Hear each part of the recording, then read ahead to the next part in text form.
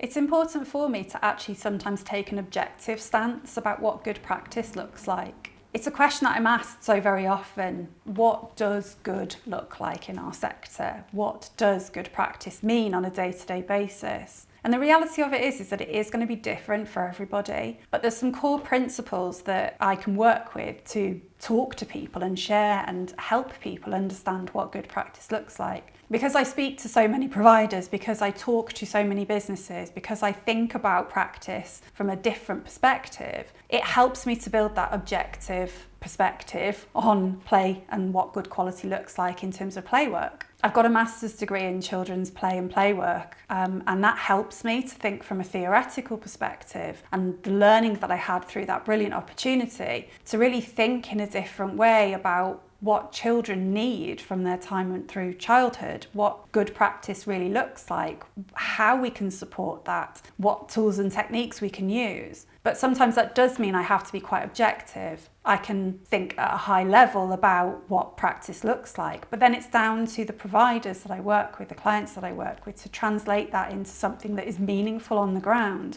that actually makes a difference to the practice that we do every day. We can't be casual in that. We have to think about the things that we do. We have to make sure that we're being reflective. And through those reflections, that cycle comes all the way back to the conversations that I'm having with providers at that higher level about objective good practice, about what it means to be a playful adult in an out of school setting, what it means for an adult to respond to children in a way that supports their play moments, their play drives, and how difficult that sometimes is to balance all of the competing priorities, the competing pressures that practitioners will find on the ground. So to remain objective is hugely important, to remain with those core principles of good practice in my mind. I can help people work through exactly what that means on the ground day to day, so that we're not just repeating the same things that we do every day, because that's really where we get ourselves into a tangle, where we feel stale and where experiences for children then ultimately start to suffer. Good practice is something that we all have to keep striving for day in and day out.